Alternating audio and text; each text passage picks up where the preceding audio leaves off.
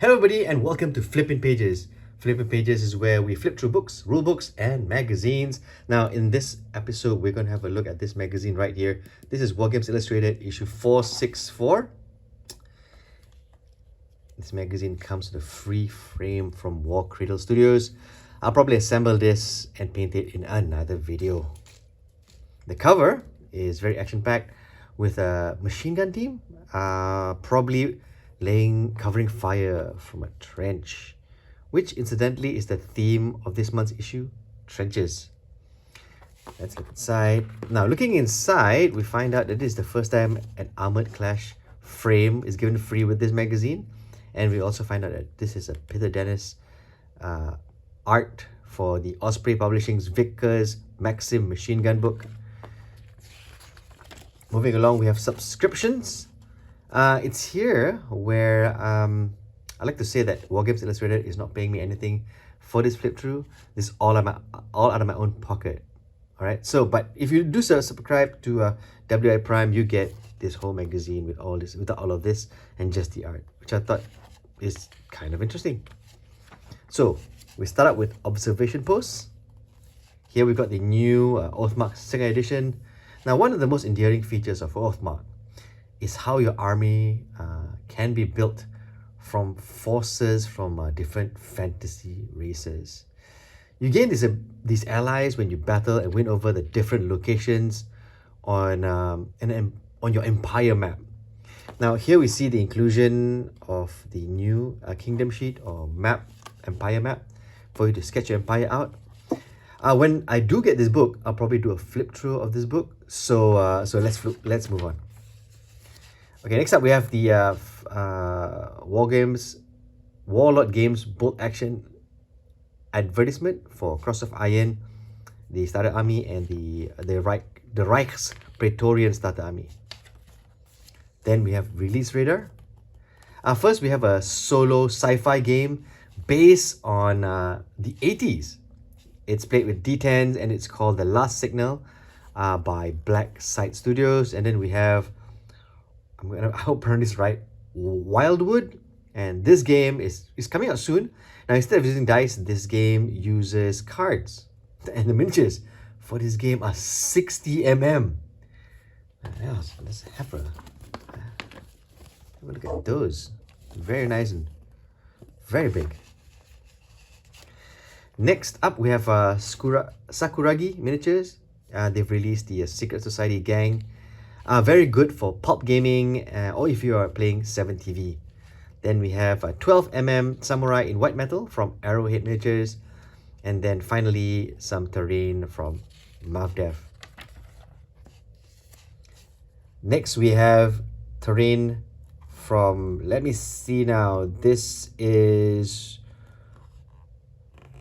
Oh, still Mardev, this one. And then we have Sarissa right here. And then Patrick Miniatures. And then we have some miscellaneous stuff. Vallejo Colors. We have, let me see now, some Space Dwarf servo units. And then Pendragon Miniatures. And then GHQ models. Alright, so moving along, we got the first article. And this is the cover mount focus. It's the Indian Raj Rifle Platoon and Merlin Railgun. It's a great article to get the reader more acquainted with the frame, right? This frame that the reader just got. And over here is the QR code for the assembly guide and painting guide, which I think is a brilliant idea. Next up, we have an advertisement from Warcradle Studios, and this is for their Dystopian Age game. Looking forward to like unboxing one of these boxes soon as well. Next up, we have Minor Enterprises Gaming Trench Raids during World War II. Now in this article, we read about trench raids.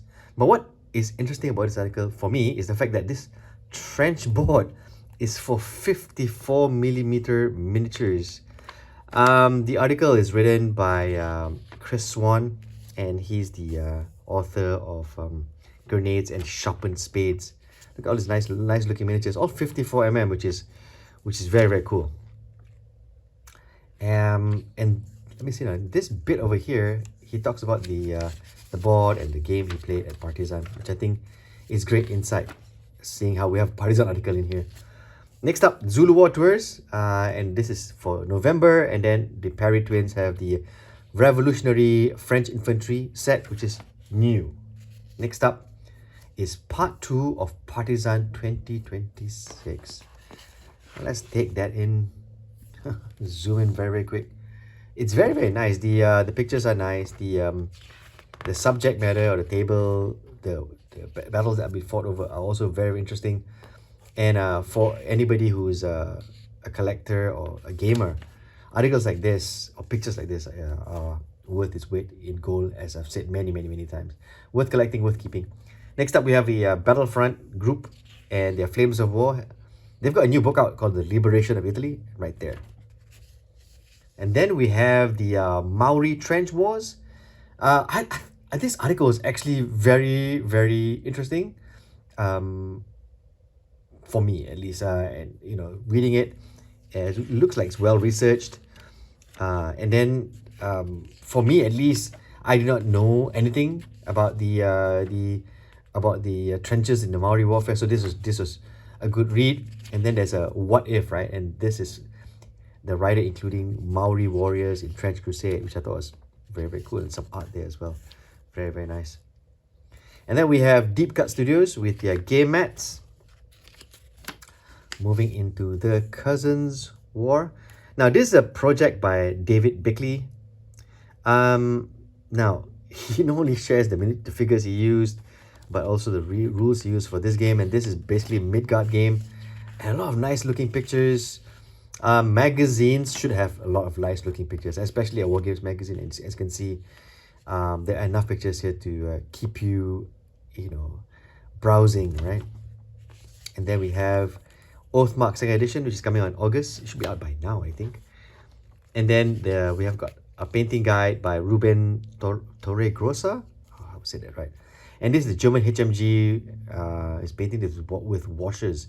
It's a step-by-step process, which for certain folks are very useful. And in these days, everybody goes to YouTube to find out, right? But this has its value, as you can slowly read the step without having to scroll back and forth on the video.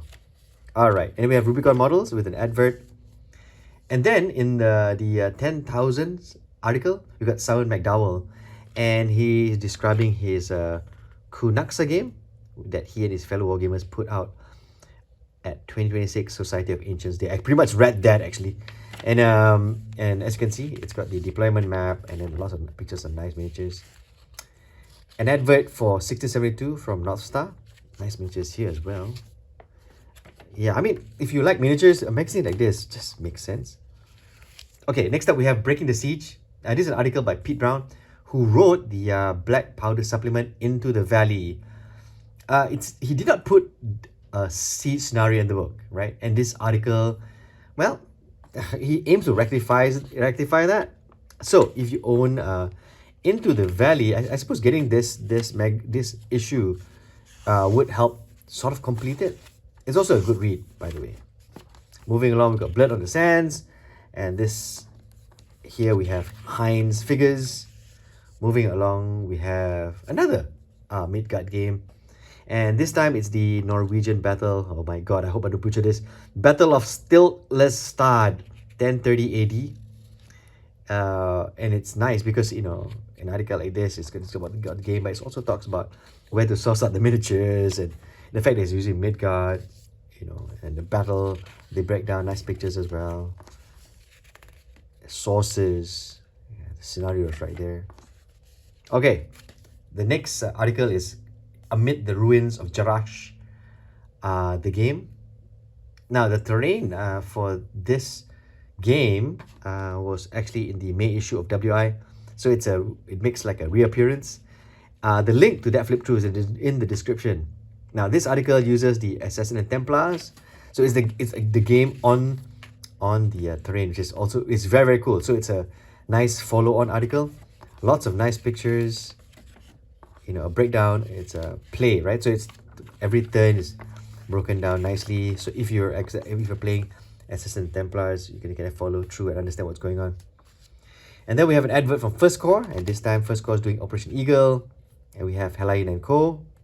And we have Monster Studio, Skytrax Miniatures, Mardef, Athena, Knuckle Duster, and we have what is this, Patrick Miniatures, Friedrich Forge, Midler Miniatures, and we've got Splendid Scenery. Oh, they advertise in Wargames Illustrated. Yeah, of course, all of these guys. I mean, the reason I mention it is because they actually pay the bills, right? And if they pay the bills, there's a magazine every month for me to flip through and for you to buy, right? In this case, and there are more here paying the bills as well. Tumbling Dice, Dixon Miniatures, and we got Arrowhead Miniatures as well. And then we got the HMGS, Historical Miniatures Gaming Society, and this is where the conventions are happening, November, February, and July, which is basically Fall In 2026, Cold War 2027, and Historicon 2027. It's basically a look forward. And then we have Nostar Figures with Saga, Age of Caesar. Nostar Figures also has, well, the Giants in Miniatures, which I think a collaboration with Wargames Illustrated. I think I've got the Inglorious Bastards miniature from this one. And then Pandemonium Miniatures, leading to the Wargames Atlantic taking the inside of the back page, the Great War.